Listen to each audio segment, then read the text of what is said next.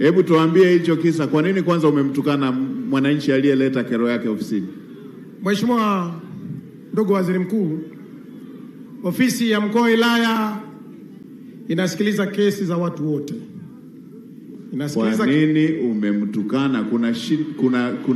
Kuna tuma hiyo kwamba umemtukana alipokuja hapo. Mheshimiwa Waziri Mkuu, ofisi ya mkuu wa wilaya inapokea watu wote, wanaoelewa na ambao hawaelewi. Kuhusu kesi ya mama huyu, Mheshimiwa Waziri Mkuu alifika ofisi ya mkuu wa wilaya na alikuja kumshtaki mume wake. Alipokuja kumshtaki mume wake, kwa kuwa ofisi ililetewa malalamiko hayo, mume wake huyu aliitwa. Wakati mume wake ameitwa, ambaye anasema yeye ni mume wake, yule mwanaume ni mtumishi wa serikali, ni mwalimu wa shule ya msingi Tulieni, na hapo nyuma alikuwa shule ya msingi Kasekese. Sasa alipokuja ofisi ya mkuu wa wilaya, tukaona kwa kuwa huyu ni mtumishi, tunaweza tukampata. Majira saa 7 Mheshimiwa Waziri Mkuu alifika. Baada ya kufika, tulimsikiliza yule baba. Baada ya muda tukamsikiliza huyu mama.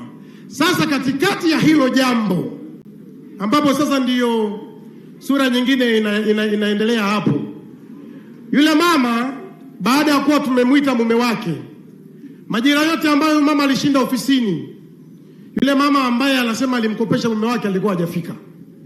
Baada ya mume wake kufika, ambaye ni mwalimu, yule mama ambaye anasema alimkopesha hela naye akafika.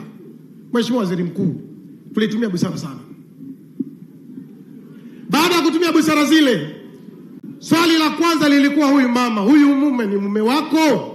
Huyu mama anasema ni mume wangu. Baba, huyu ni mke wako? Anasema sio mke wangu, sijawahi kufunga naye ndoa, nimezaa naye tu mtoto mmoja. Tukasema sawa, haina shida. Kuna changamoto gani? Sasa katikati ya hizo story, mwanamume ambaye ni mwalimu akaja na hoja moja nyingine, kwamba yule mama ambaye anasema amemkopesha yeye hamtambui. Mheshimiwa Waziri Mkuu, mkuu wa mkoa huyu mama anamfahamu, mkuu wa wilaya mama huyu anamfahamu, vyombo vya ulinzi vinamfahamu. Anadai amechukua fedha kwa huyu mama. Mume wewe anakataa. Hakuna maandikishano yoyote ambayo walikuwa wamepewa.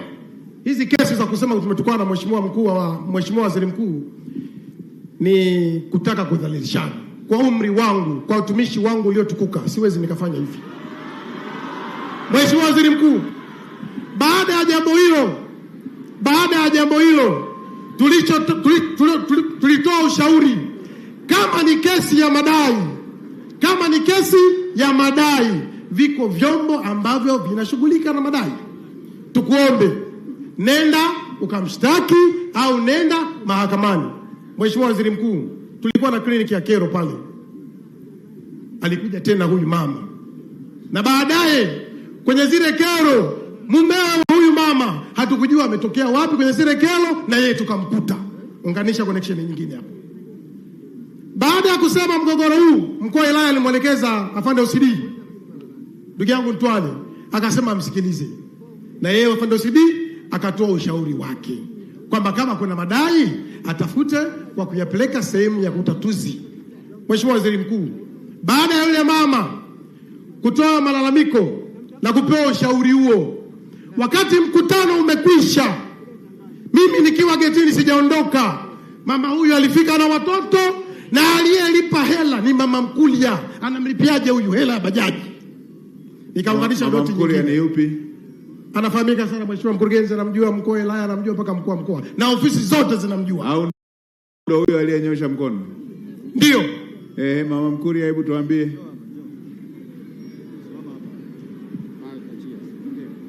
Nashukuru ndugu Waziri Mkuu. Ni kweli tarehe 11 baba Ngoli ambaye ni mwalimu wa shule ya msingi Tulieni alikuja kwangu nimkopeshe pesa. Mimi nilikataa. Nikamwambia mwaka majuzi ulinisumbua, na hii kesi mpaka ilifika kwa mwenezi ambaye alikuwa ni Mheshimiwa Makonda. Kama ukitaka pesa tena kwangu, naomba uje na shahidi. Huyo mwalimu yuko wapi kwanza? Asubuhi yake. Huyo mwalimu ndio huyo. Hebu tuambie kwanza mama, alafu mwalimu ndo urudi. Mwalimu, wewe mwalimu, ulimpeleka huyo mama akudhamini ukopeshwe? Hapana mheshimiwa. Hapana mheshimiwa waziri mkuu. Hapana mheshimiwa waziri mkuu. Ulimpeleka kumkopesha, ulimpeleka akudhamini? Mheshimiwa waziri mkuu, sijawahi kukopa hela kwa huyu mama. Huyu mama mheshimiwa waziri mkuu, sana nashukuru kwa kuwa umefika leo.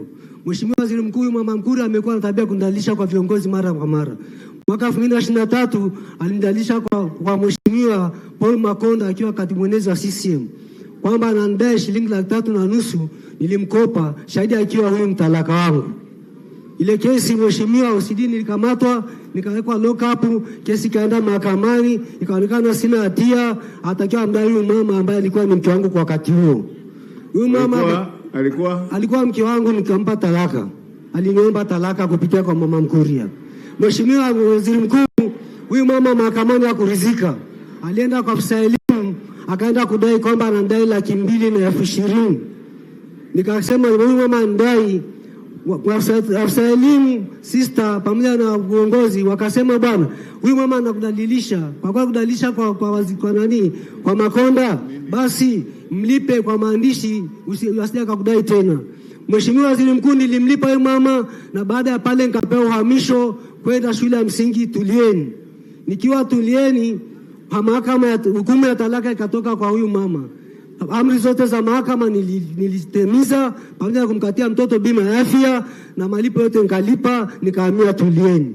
Mheshimiwa waziri mkuu, mwezi wa 11 tarehe 9 huyu mama alikuja akidai kwamba mtoto ni mgonjwa. Na kweli mtoto tulimpeleka hospitali, akalaza rufaa Rungwa. Amelazwa pale rufaa Rungwa, walimu wenzangu wakuja kumuona, na kweli mtoto akapona. Mtoto alipopona akaniambia, bwana, mimi naishi Tanganyika kule ni mbali, naomba nikaa wiki moja hapa, mtoto akishapata nafuu nitaenda kwangu. Akakaa wiki moja. Wiki moja alivyoisha ngambia. Akakaa wapi? Akakaa nyumbani kwangu Tulieni huko.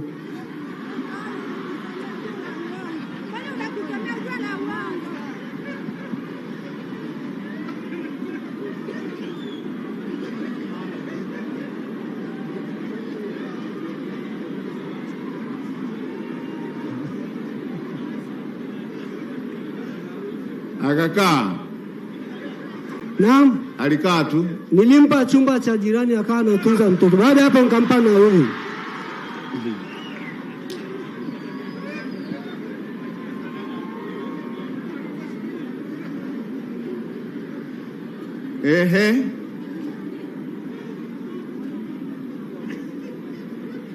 Haya, asante, endelea. Kwa baada hapo mheshimiwa waziri mkuu, huyu mama akaondoka. Alipoondoka baada ya siku 3 nikaitwa kwa mkuu wa katibu tawala. Nikasema bwana, huyu mama kwetu tulishaachana. Kuja kwa ajili ya mtoto mgonjwa, mtoto nimeshamtibu. Akaniuliza, "Je, hela matunzo mtoto?" Nikasema huwa anapeleka ustawi wa jamii kila mwezi. Baada hapo huwa unapeleka? Ndio. Lakini sasa vifaa vyake vimechukuliwa na huyo mama kwa sababu ya deni lako. Mheshimiwa hakimu, sina deni kwa huyu mama mheshimiwa. Kwa deni kule ulikoenda kukopa. Mimi sijawahi kukopa mheshimiwa waziri mkuu. Huwa nakopa benki tu. Watoto wangu nimesomesha, mwingine kwa chuo kikuu, mwingine form 5 pale Umbwe, mwingine form 4. Na mama yao ni marehemu. Mimi huwa najitahidi kwenye mshahara na kazi zangu. Sijawahi kukopa kwa huyu mama mheshimiwa waziri mkuu. Hebu mpe maiki mama Mkuria. Mama Mkuria, ulifahamiana aje na huyo mwalimu? Mwalimu huyu alikuwa anafundisha shule ya msingi Kakese. Ni mwalimu ambaye namfahamu vizuri, na alikuwa akija kwangu akiwa na shida, anakopa pesa. Sio mara ya kwanza. Mwaka majuzi 2024 alikuja soko la matunda, akaja akanikopa pesa za kumtumia mwanafunzi shule, zikaleta shida, na ndio maana mpaka nizipeleka kwa mheshimiwa Makonda. Lakini alivyokuja mwaka jana nikamwambia siwezi kukupa pesa kwa sababu wewe ni msumbufu, labda uje na shahidi. Ndipo alipomfuata mke wake, asubuhi wakaja. Sasa kisa kilichofanya mpaka mimi walikuja wote wawili, yeye na mke wake. Kisa kilichofanya mimi nikampatia pesa hiyo, pale nyumbani kwangu kwenye uwanja ninaolima mimi umepakana na uwanja wake. Mwanamke na mwanaume walilizia kuwa wasipoilipa hiyo pesa mimi nichukue lile shamba. Sasa baada ya kufika muda wameshindwa kulipa, mimi nikamwambia nikabizini shamba. huyu mwalimu Ngoli akapiga simu Kakese na kuanza kuuza lile shamba. Ndipo mke wake akagundua, ikabidi amwambie mtendaji Kasomo, akaenda akamwambia mwalimu mkuu, akampa taarifa, na aliyetaka kulinunua ni mwalimu Makaribule wa shule ya msingi Kakese. Kuhamishwa kwake Kakese kwa sababu hakuwa mtiifu kazini. Kazi yake alikuwa ni kulewa pombe, kujikojolea, kujinyea. Walimu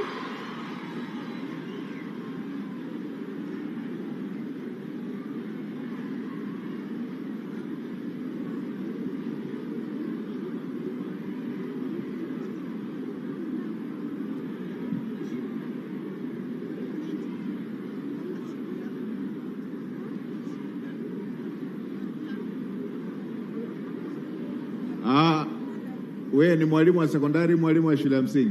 Mwalimu wa shule ya msingi, Mheshimiwa Waziri. Ni mwalimu wa shule ya msingi? Ndio. Afisa elimu wa shule ya msingi yuko wapi? Afisa elimu wa shule ya msingi?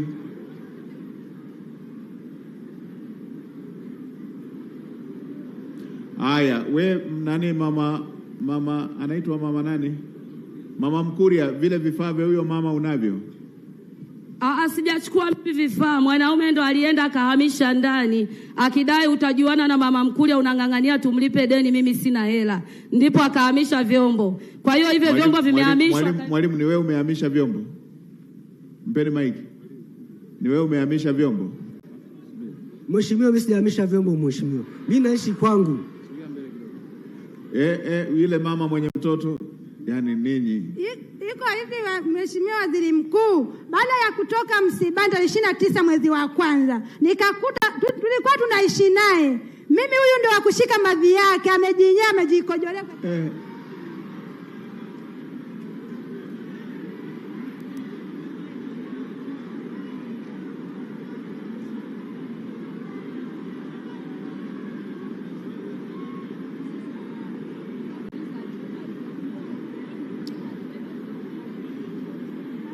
Haya, hebu tutulie.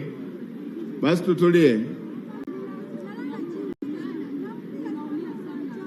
Hebu afisa elimu pamoja na ngoja. Afisa elimu pamoja na afisa elimu pamoja na afisa elimu pamoja na waziri wenu wa TAMISEMI yuko hapa, na mwalimu pamoja na hao mama wote, hebu zungukeni huku. Na Ray yuko wapi? Goela yuko wapi? Mtafuteni katibu. Hebu pita, afisa elimu piteni huku, mlichakata hilo jambo ili tujue undani wake ni nini.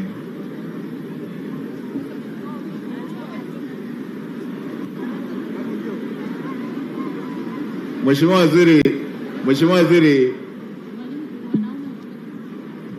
Waziri, wapatieni hao wamama 500 yao, alafu sisi tubaki na ya serikali.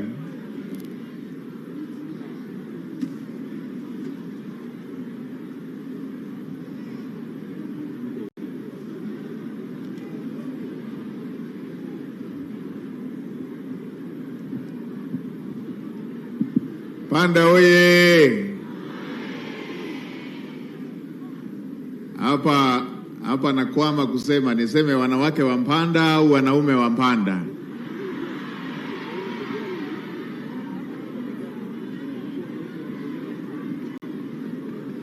Panda oye!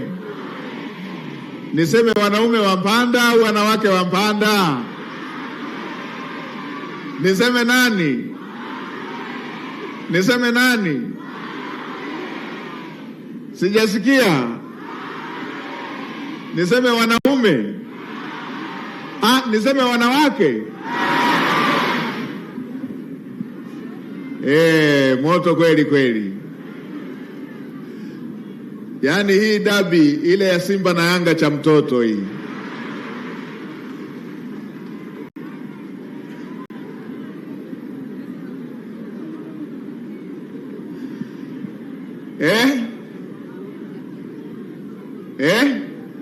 Ninyi mnasemaje hii dabi? ya Simba na Yanga cha mtoto. Sasa hapa pana mambo mengi sana fikirishi, mengi sana yanafikirisha. Kwa hiyo ngoja tukapate undani na afisa elimu pamoja na naibu waziri anayesimamia sekta, ili tujue ukweli wake ni nini. Tutaimalizia huko ndani kwa ndani, tutaimalizia huko kiutawala, tuone kipi ni kipi.